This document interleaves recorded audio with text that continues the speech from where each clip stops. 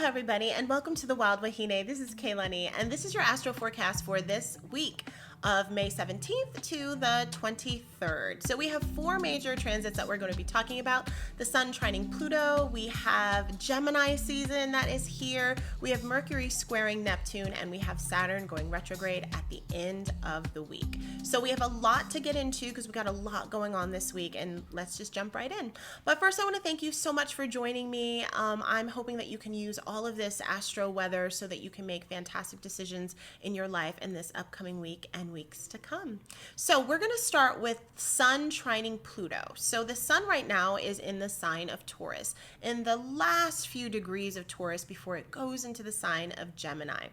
Pluto is in Capricorn right now. So with the Sun trining Pluto, and these planets are having this conversation, and since it's a trine, it tends to be a more benefic conversation. It's a good, productive conversation. And that conversation is really about personal power. How can you use your personal power? Coming into your power, stepping up, literally taking the bull by the horns to really say, I'm going to take power at this point in my life. I'm going to let something go that's been holding you back so that you can move forward. There's a lot of renewal. There's a lot of death, rebirth that's associated with Sun Pluto stuff.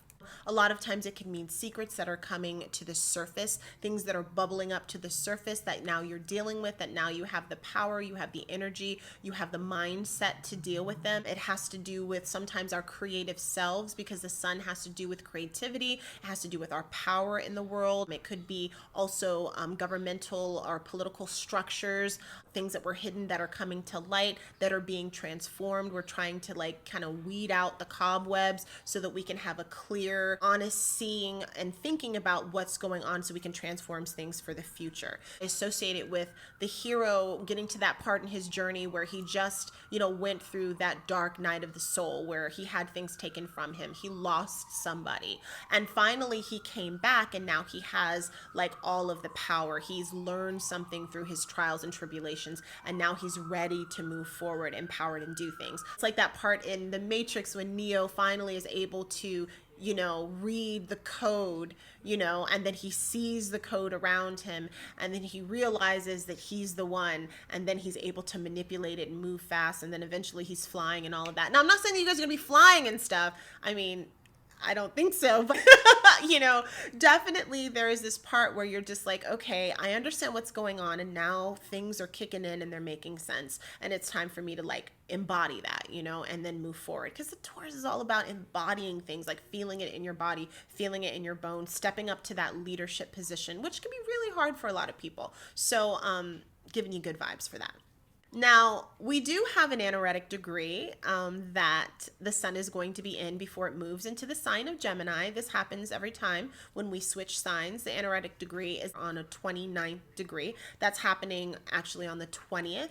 So that's just a time we want to be a little bit more aware. We're moving from Taurus into the sign of Gemini. A lot of times anaretic degrees can be associated with Mars energy, so it can be a little bit kinetic, and it can be a little things can kind of sort of bubble up and go a little less. Since we're dealing with this trine to Pluto though, and we're talking about Plutonian things, which has to do with underground things that might have that transform, there's fire associations. So and with Sun, there's a lot of fire associations. So just be careful around Sun, fire types things when it has to do with the body, lighting fires, making sure you're blowing out your candles before you leave the house, and just all of those kinds of things. Just be really careful around heat and hot and fiery type things at this time.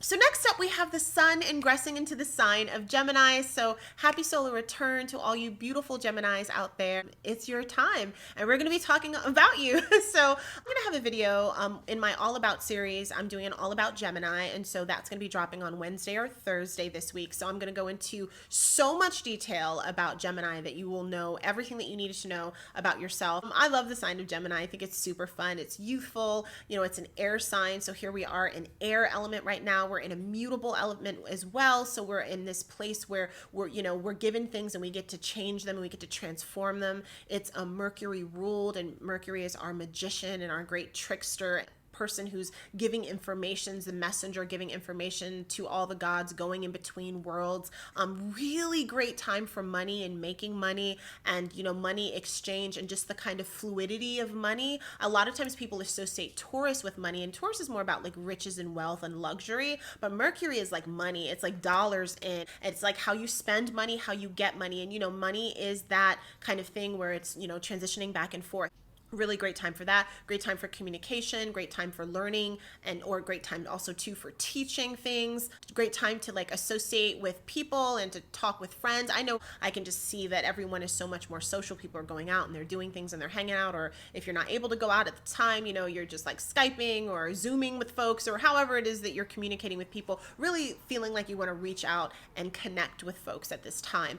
Dating, dating online, or however it is, that is something that, like, if it's been lying a little bit dormant in you, it's going to start to wake up a bit at this time. Even if it's just something light and fun, we're not talking, you don't have to get married and have 5 kids, but even just things that are light, things that are fun, things that you kind of like a butterfly, you're flitting from point to point with. So all of that energy is coming, and I'm really, really excited about that. So like I said, we're going to be talking about that later on when I release my All About Gemini video. So next up we have Mercury squaring Neptune. So we're going to be feeling that, and that's going to be happening May 19th all the way into July, mid-July. So why so long with this particular transit? Well, that's because we have Mercury retrograde that's happening. So there are going to be 3 points where this transit goes exact. May 22nd, which is kind of in the retro shade of Mercury, June 3rd, which we're actually in the retrograde, and then when Mercury goes direct, we're going to feel it again July 6th, but then Neptune will be retrograde at that time. So I just want you guys to write down those 3 dates, because I want you to see for your life, you're going to be hitting this back and forth, and whenever we're hitting these points, over a shorter period of time, usually there's some work there for us to do. We're supposed to be working on some specific things. So everything that happens around that time is going to be associated with each other. So if you didn't get it the first time, you'll have a second chance. And if you didn't get it the second chance, then you'll have a third chance. But you just keep trying to get this thing going, wherever this is hitting you in your chart. First, I want to say that Jupiter is going to be giving extra juju to Neptune, because both of them are going to be in the sign of Pisces. Now, Jupiter is a benefic planet in the sign of Pisces, at home doing its wonderful, yummy things. So I'm hoping that we're going to have a little bit of a better way, but Jupiter also is the amplifier of things and makes things big. And when we have Mercury squaring Neptune, Neptune is a planet of illusion, the planet of creativity and also inspiration and art, but also like illusory, like we don't know what's there. Is it real? Is it not real? It's very confusing. So some of the difficulties that we'll have with this is going to be difficult and uncomfortable, or just weird communications. There's really no other way to put it. It's just going to be awkward at first, during this time to communicate, just not feeling like you're understanding what the other person's saying, not feeling like you're really articulating what you wanted to say, or just not being told the truth. It can be white lies, it could be tall tales, or it could be full on Machiavellian whoppers that are, terrible. Just be prepared for all of those things. It could be rampant conspiracy theories, like just the not knowing what's real and what's not real, or having a hard time deciding what, and just having lots of information but not being able to suss out what the truth is, or the truth is just right around the corner and you're chasing it and you can't find it. So it makes it very difficult when we're in confusing situations like that. When the mind is confused, and it doesn't know what to choose, and it doesn't know what's right or wrong, it's hard to make a choice. So a lot of times we'll feel like we're stuck in a situation, like we're not able to move forward because we're not really sure where to go. So decision making can be very, very difficult. Manipulating people, manipulating the way people think, manipulating the way people, use money, make money, communicate, trade, all of those things might be a little like you're not exactly sure what you're doing. Transportation might also be awkward and weird, you're not sure of how things are. This could look very much like another, set of rules on everybody because of everything that, we've been going through with the world right now. But it also could just be unclear about all of the things that you need to do to get back to normal, so to speak. So I want to just make sure that you're checking the bottom line with everything. If you're buying and you're selling, or you're doing anything, writing or you're having any kind of communications that go out. If you're emailing things, if you're texting things or whatever, you just want to make sure that you've read it over, you sent out what you meant to send out, that it's clear, it's to the point, that you've signed the document, that you've read what it said and you understood. You know, just dotting all your I's and crossing all of your T's at this time is of the utmost importance, because you don't want somebody to like pull one over on you, because it'd be easy to do at this time. Some of the positive things that can come up with this is positive expression, really good time for creatives, like really great time, especially for musicians, for anybody that's writing, especially if you're doing anything fantasy or sci-fi oriented, visual artists, anybody that's in a creative field. If you are creating something, blocking out some of this time for the retrograde, which even if it feels like, oh, it's retrograde, still a good time, especially if you're going to go back over a manuscript that you've already written, or let's say you're going to, you had a piece that you painted and you're just like, it just wasn't working. Go back to that. If you had a song where you had like the hook, but you couldn't figure out the lyrics, you're going to figure them out now. So really great time to revisit the things that you might have had like bumps with and to come back to that, because it would be really great time for that. It's going to be a good time to like binge watch some kind of fun show that has to do with like something fantastical, something funky, something weird, something like out of this world, imaginative, all of those kinds of things. It'll be fun for. It'll be a great time for some people. They will have like more of like a spiritual awakening, a way that where they see signs or they see symbols or something like that. People who want to reach out and have like tarot readings or astrology readings, people who just really like dipping into the spiritual side of themselves. And for some people, they might just want to isolate and be alone and have some time where they're just in their own bubble of imagination. So that can happen as well. So next up we have Saturn stationing retrograde, and that's happening on May 23rd, and that's happening all the way until October 11th. So Saturn stations retrograde every year for several months. This happened last year from May to like September. So kind of the things that happened in May to September of last year, wondering and seeing if these are going to be kind of sort of the energies that happen with us for this year. So when we have planets that go retrograde, and for this year, for Saturn, going retrograde, it's the first of our big, kind of like slow moving planets going retrograde for this year. So it gives us an opportunity to do a couple of things. The first one is to stop and go back to a place where we need to redo something, because maybe some things were kind of messed up. We weren't able to be on the right track. It gives us an opportunity to have a second chance at fixing things, especially because it's about Saturn, and Saturn is in Aquarius. It's all about fixing things that have to do with like our future, fixing things that have to do with organizing, getting the boundaries back, especially if we let things go. A good time to plan and strategize, a really good time to get advice from an older person or somebody with knowledge or wisdom or something like that. This retrograde is also going to be activating again that Saturn-Uranus square that is essentially the signature for 2021. So we're kind of in this Saturn-Uranus feel. It's coloring the entire year, and then we have 3 times in the year where it hits these points where it's direct, where we kind of feel it in a very intense way. Now, the first time it was direct this year happened February 17th, and some of the things that we were dealing with around that time was the insurrection that happened on the Capitol. We had the winter ice storm that happened that, froze out most of Texas. We had the Perseverance rover actually land on Mars. We had a military coup that happened in Myanmar, and then protests that followed that. So these are all like Saturn and Aquarius and Uranus and Taurus kinds of things, right? Saturn and Aquarius is in domicile. It's all about government rules, regulation, control, wisdom, knowledge, boundary, future thinking, creating new structures. It really is the embodiment of the word new normal. Uranus and Taurus is all about drastic change and upheaval that has to do with like the body. It has to do with earth. It has to do with wealth, beauty. All of those things are Taurian things.